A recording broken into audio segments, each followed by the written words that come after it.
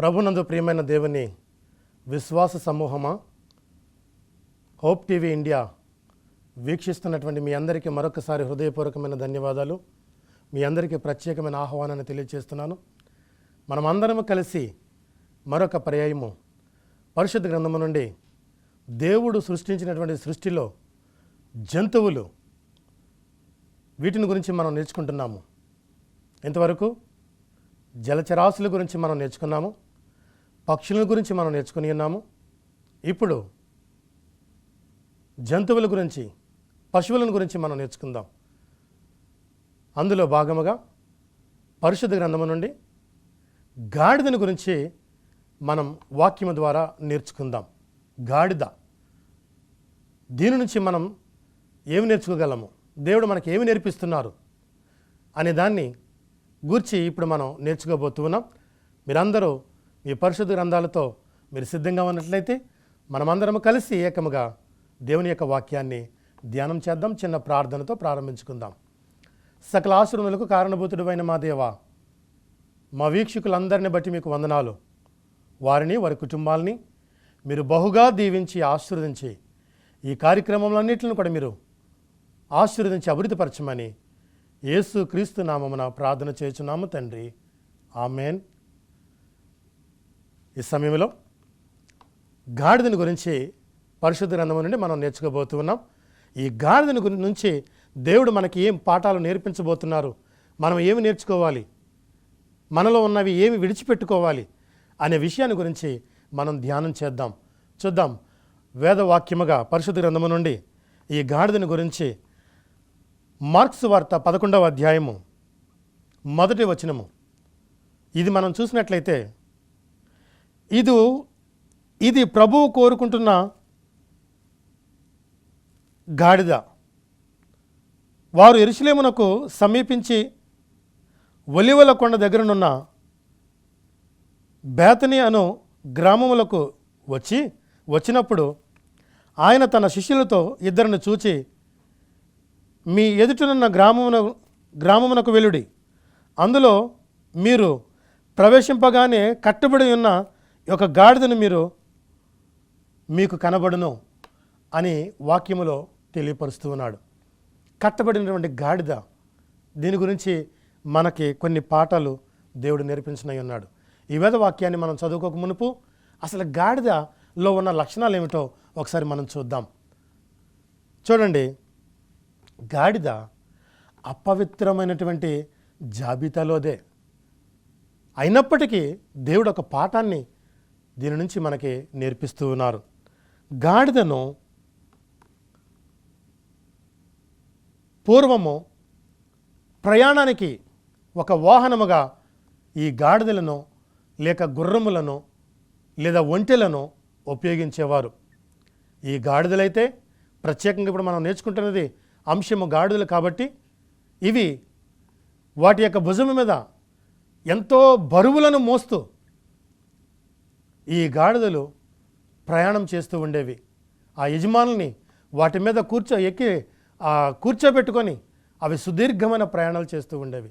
మనందరికీ తెలుసును, చాకలి వృత్తి చేసేవారు వారు బట్టలు ఆ గాడిదల మీద వేసి, ఆ బరువులు వాటి మీద వేసి వారు ఆ బట్టలు శుభ్రం చేసి వారి దగ్గర ఈ గాడిదలు ఉంటూ ఉండేవి. ఇలాగే ఇంకా మనం గమనించినట్లయితే గాడిదల మీద కూడా సామెతలు ఉన్నాయి. ఇవి మనందరికీ తెలిసిన విషయాలే. అయితే ఈ గాడిదల నుంచి దేవుడు మనకి ఏమి నేర్పించబోతున్నారు అనే విషయాన్ని మనం గమనించినట్లయితే, కట్టబడినటువంటి గాడిద దేవునికి కావలసి వచ్చింది. అది అపవిత్రమైనదే.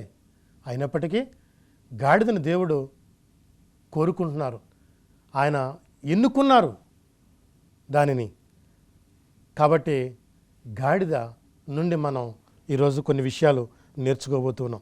ఇర్మియా గ్రంథం 2వ అధ్యాయం 24 నుంచి మనం చదువుకుంటే, అరణ్యమునకు అలవాటు పడిన అడవి గాడిదవు, అది దాని కామతోత గల వలన గాలి పీల్చును,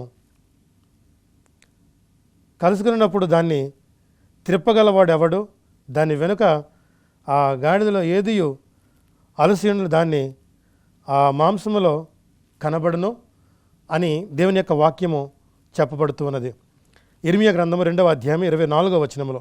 అదే రీతిగా నిర్గమకాండము 13వ అధ్యాయం 13వ వచనంలో ప్రతి గాడిద ఆ తల్లి పిల్లను వెల ఇచ్చి విడిపించి దానికి మారుగా గొర్రె పిల్లను ప్రతిష్ఠింపవలెను అని ఆ పాత నిబంధన గ్రంథంలో బలి అర్పణలోకి ఈ గాడిద పిల్లకు బదులుగా గొర్రె పిల్లను బలి ఇవ్వవలసిందిగా ఆ దేవుని యొక్క వాక్యములో మనకి చెప్పబడుతూ ఉన్నది. సో కాబట్టి మనము గాడిద నుంచి కొన్ని పాఠాలు, ఆత్మీయ పాఠాలు మనం నేర్చుకుందాం. యోబు 39:5వ వచనంలో అడవి గాడిదను స్వేచ్ఛగా పోనిచ్చువాడెవడు, అడవి గాడిద కట్లను విప్పువాడెవడు అని వాక్యం ద్వారా మాట్లాడుతూ ఉన్నాడు. గాడిదల గురించి. గాడిద బైబిల్లో చాలా ప్రాముఖ్యమైన పాత్రను పోషించింది. ఆ కారణం చేత మనం దానిని గురించి ఇప్పుడు మనం నేర్చుకోబోతూ ఉన్నాం. ఇంకా ఏమి మనకు నేర్పించనై ఉన్నారు, గాడిద పాత్ర పరిశుద్ధ గ్రంథములో ఏ రీతిగా ఉన్నది అనేది మనం గమనించాలి. మనము కూడా గమనించాలి. మనము కూడా అపవిత్రమైన వారమే అయినా కానీ దేవుడు మనల్ని ఎన్నుకుంటున్నారు, కోరుకుంటున్నారు. నిన్ను నన్ను దేవుడు కోరుకుంటున్నారు. గమనిస్తున్నారా? మనము దేవునికి కావలసిన వారమై ఉన్నాము. మనం ఆయన పిల్లలము, ఆయన వారము. కాబట్టి దేవుడు నిన్ను నన్ను కోరుకుంటున్నారు. చూడండి, పరిశుద్ధ గ్రంథంలో సంఖ్యాకాండం 22వ అధ్యాయము 5వ వచనం నుంచి 28 వరకు మనం చదువుకున్నట్లయితే అక్కడ ఒక వృత్తాంతం మనకు కనిపిస్తుంది. అదేమిటంటే, బాలాకు అను రాజు బిలాము అను ఒక ప్రవక్తను తన ఇంటికి పిలిపించుకుని అన్నాడు. కొంతమంది పెద్దలను పంపించి ఆయనకి బహుమానాలు ఇచ్చి ఆయన్ని మీరు ఒప్పించి నా యొద్దకు తీసుకొని రండి, ఎందుకంటే ఈ ఇశ్రాయేలు ప్రజలు జనాభా అధికమైపోతున్నారు, ఒకవేళ వీళ్ళు నా మీద తిరుగుబాటు చేస్తారేమో, వీళ్ళని శపించటానికి ఆ ప్రవక్తను నా యొద్దకు తీసుకొని రమ్మన్నప్పుడు ఆ పెద్దలు వెళ్ళారు, విషయం చెప్పారు. ప్రవక్త ఎప్పుడైతే వారు తీసుకొచ్చినటువంటి ఆ ధనాగారాన్ని, ఆ బహుమానాలను చూశాడో ఆశ కలిగింది. వాస్తవానికి ఆయనకి తెలుసు వెళ్ళకూడదని, ఇశ్రాయేలు ప్రజల్ని శపించకూడదని ఆయనకి తెలుసు. అయినప్పటికీ ఆ బహుమానాలను చూసి ఆశించి అవన్నీ లోన పెట్టుకొని ఈ రాత్రికి మీరు ఇక్కడే ఉండండి, నేను దేవుని యొద్ద విచారణ చేసి నేను మీకు తెలియపరుస్తానన్నారు. దేవుని దగ్గర విచారణ చేశాడు. వెళ్ళవద్దని చెప్పారు దేవుడు. వారు ఆశ్రయించబడిన జనాంగము, నువ్వు వారిని శపించడానికి వీలు లేదు, నువ్వు వెళ్ళవద్దు వాళ్ళతో అని చెప్పినప్పుడు ఉదయాన్నే లేచి, అయ్యా మరి నేను రావట్లేదు, మీరు వెళ్ళిపోండి అని పంపించి వేశాడు. వాళ్ళు వెళ్ళిపోయి బాలాకు రాజుకి విషయాన్ని చెప్పారు. బాలాకు రాజు మరలా అంతకంటే గొప్పవారిని, అంతకంటే ఇంకా విలువైన బహుమానాల్ని పంపించాడు. ఇక ఆశ కలిగింది. అయ్యా ఈ రాత్రి ఇక్కడే ఉండండి, నేను దేవుని దగ్గర విచారణ చేసి మీకు తెలియపరుస్తానన్నాడు. మొదటిసారి చెప్పాడు, దేవుని అడిగాడు, వద్దని చెప్పారు ప్రభు. మరలా రెండవసారి వెళ్తున్నాడు. కనీసం ఇప్పుడైనా దేవుడు నాకు అవకాశం ఇస్తాడేమో వెళ్ళటానికని ఆశతో ఎదురు చూస్తున్నాడు, బహుమానాలకు ఆశపడి. అప్పుడు ప్రభు సరే వెళ్ళమన్నారు. ఇక సంతోషం వచ్చేసింది.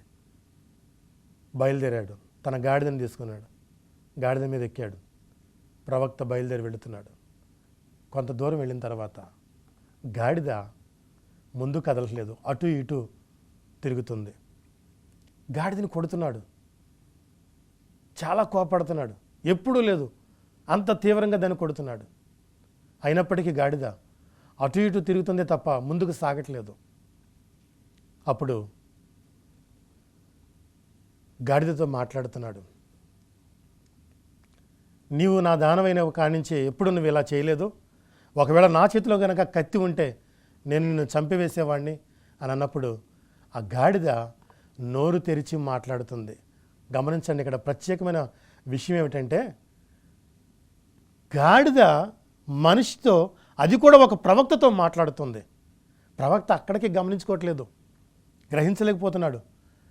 గాడిద నోరు తెరిచి మాట్లాడుతుంది. దేవుడే మాట్లాడే శక్తినిచ్చాడు గాడిదకి.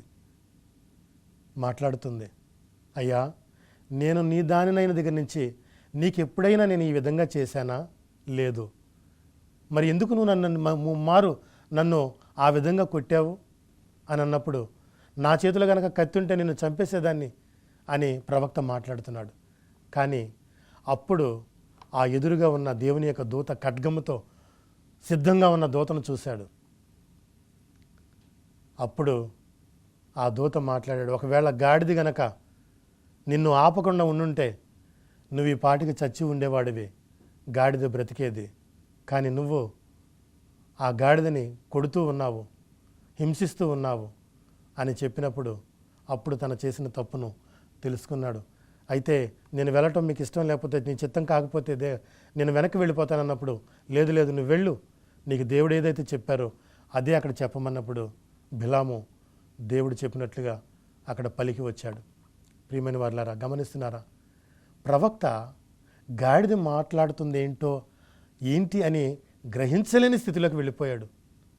మనము ఈ లోకానుసారమైనటువంటి వాటి మీద మన మనసులో పెడితే మనం ఆత్మీయ విషయాల్ని మనం కనుగొనలేము. అందుకే శరీరాశ, నేత్రాశ, జీవపు డంబము వైపుకి మనం పోకూడదు అని వాక్యం మనకు నేర్పిస్తుంది. గాడిద మాట్లాడటం మనం చూస్తూ ఉన్నాం.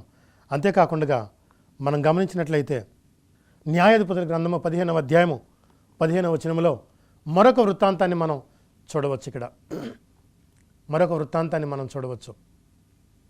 ఫిలిస్తీన్లు ఇశ్రాయేలు ప్రజలపై దండెత్తి వస్తున్నారు, హింసిస్తున్నారు. వీరు పంటలు వేసుకుంటే అవన్నీ పెరిగి వేస్తున్నారు, కాల్చివేస్తున్నారు, తగలబెట్టేస్తున్నారు, వారిని నానా ఇబ్బందులు పాలు చేస్తున్నారు. దేవుడు సంసోను అనే ఒక బలవంతుణ్ణి, ఒక న్యాయాధిపతిగా దేవుడు ఏర్పరచుకొని ఉన్నాడు. వారందరూ కూడా సంసోన్ని మీదకి వచ్చినప్పుడు చూడండి, అక్కడ వాక్యములు అంటాడు, ఒక సంసోను గాడిద దవడ ఎముకను, పచ్చి ఎముకను తీసుకొని ఆయన ఆ సంసోను 1000 మందిని ఆ గాడిద దవడతో ఎముకతో 1000 మందిని చంపటం జరిగింది. అంతటి బలాన్ని దేవుడు సంసోనికి ఇచ్చాడు. ఒక గాడిద దవడ ఎముకతో 1000 మందిని చంపే శక్తిని దేవుడు సంసోనికి ఇచ్చి ఉన్నాడు. చూస్తున్నారా, గమనిస్తున్నారా? ప్రియ సహోదరి సహోదరుడా, మనము కూడా దేవుని యందు విశ్వాసం కలిగి ఉంటే సంసోను వలె బలవంతులుగా మనం గొప్ప కార్యాలు మనం చేయవచ్చు. కానీ మనలో పరిపూర్ణమైన విశ్వాసము లేక మనము గొప్ప కార్యాలు చేయలేకపోతున్నాం, చూడలేకపోతున్నాం. మనం నేర్చుకోవాల్సినటువంటి పాఠము గాడిద నుండి మనం చక్కని పాఠాలు నేర్చుకుంటున్నాం. గాడిద నోరు తెరిచి మాట్లాడటం, ప్రవక్త దానితో మాట్లాడుతూ ఉండటం చూసాం మనం.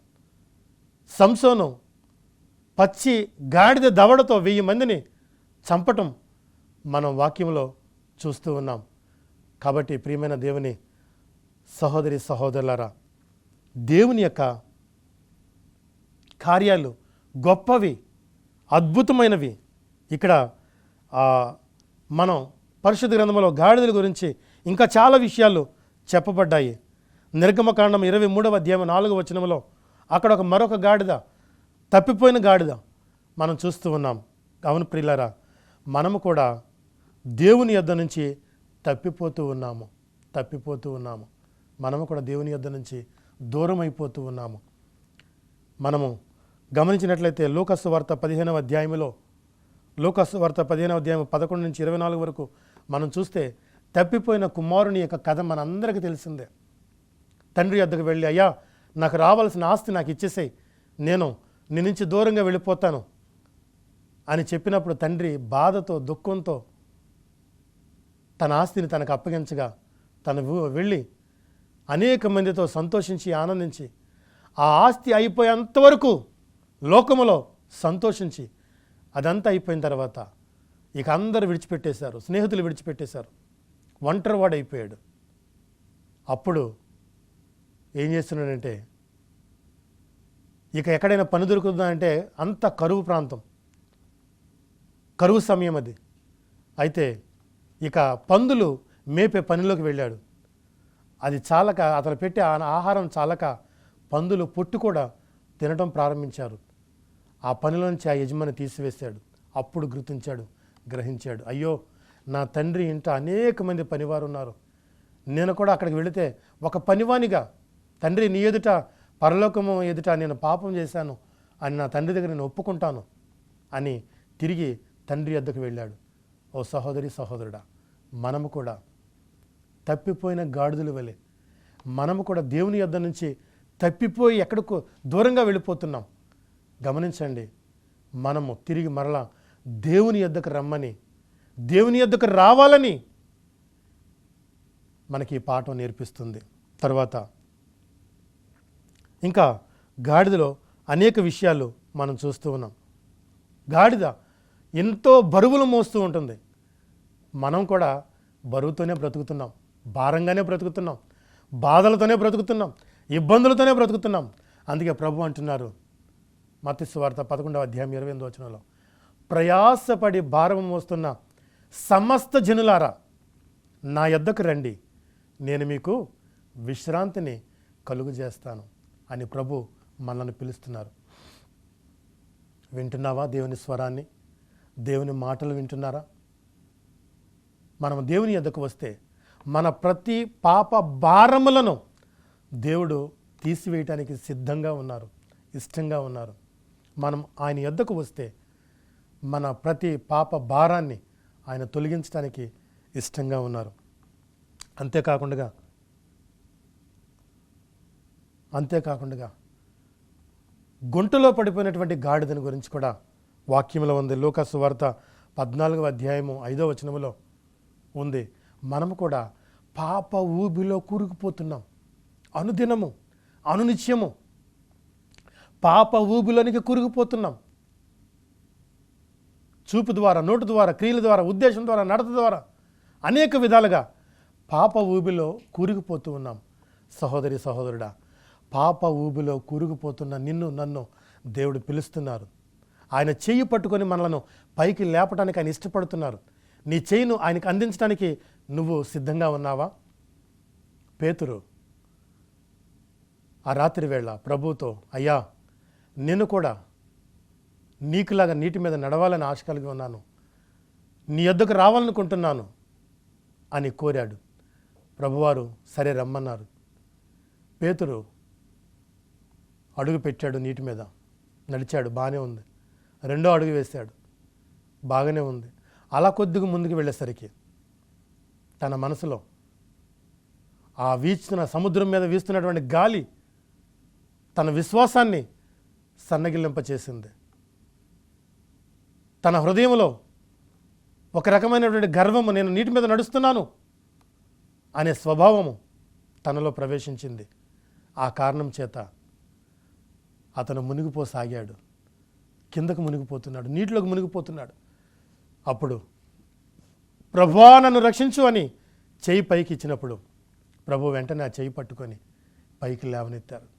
మనము కూడా పాప ఊబిలో కూరుకుపోతున్న నీవు నేను మనము మన చెయ్యిని ప్రభువుకి అందిస్తే ప్రభు నిన్ను ఆ ఊబిలో నుంచి మనలను లేవనెత్తడానికి, ఆయన అక్కరణ చేర్చుకోవడానికి, హత్తుకోవటానికి ఆయన ఇష్టపడుతున్నారు, ఆయన ఎదురు చూస్తున్నారు.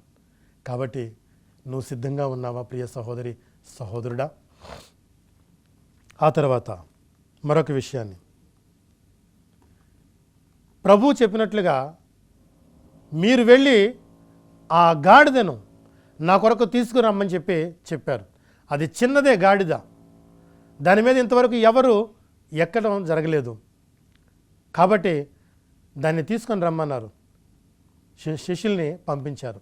గమనించండి, నీవు దేవునికి కావాలని ఆయన సేవకులను నీ యొద్దకు దేవుడు పంపిస్తూ ఉన్నారు. గమనిస్తున్నావా? గ్రహించగలుగుతున్నావా? సేవకులు నీ ఇంటికి వస్తే భారంగా భావిస్తున్నావా? బంధకాల చేత కట్టబడిన నిన్ను విడిపించటానికి, పాప బంధకాల చేత పట్టబడి ఉన్న నిన్ను, నీ కుటుంబాన్ని విడిపించటానికి దేవుడు దైవజనులను నీ ఇంటికి పంపిస్తున్నారు. నీ సంఘములో దైవజనులను నిలవబెట్టుకుని ఉన్నారు. గమనిస్తున్నావా? గ్రహిస్తున్నావా? దైవజనులు చెప్పు మాటను వింటున్నావా? నీ బంధకాలు అనే ఆ బంధకంలో నుంచి నువ్వు విడుదల పొందుకోవడానికి సిద్ధంగా ఉన్నావా? వెంటనే అక్కడికి వెళ్ళి ఆ గాడిద పిల్లను విప్పి తీసుకురావస్తూ ఉండగా కొంతమంది ఆటంకపరిచారు. మీరేం చేస్తున్నది ఏంటి అని అన్నప్పుడు ఇది ప్రభువుకి అవసరమై ఉన్నదని వారు సమాధానం ఇచ్చారు. ప్రియులారా, గాడిద అపవిత్రమైనదే, కానీ దేవుని దృష్టి గాడిదపై ఉన్నది. ప్రభు గాడిద మీద ఆ యెరూషలేము పట్టణం వెళ్ళవలసి ఉన్నది, ప్రయాణం చేయవలసి ఉన్నది. కాబట్టి ఆ గాడిదను ప్రభువు కోరుకుని ఉన్నారు. నిన్ను నన్ను కూడా దేవుడు కోరుకుంటున్నారు. నువ్వు సిద్ధంగా ఉన్నావా? నువ్వు ఇష్టపడుతున్నావా ఆయన సేవ పరిచర్య చేయటానికి? ఒకవేళ నువ్వు ప్రత్యక్షంగా నువ్వు సేవ చేయకపోవచ్చు, పరోక్షంగానైనా నువ్వు సహాయపడుతున్నావా? దేవుని పని నిమిత్తము గుర్తించు, గమనించు, మేల్కో, నీ మనోనేత్రాలను తెరుచుకో, చూడు దేవునికి నీ అవసరత ఉన్నదని గమనించు.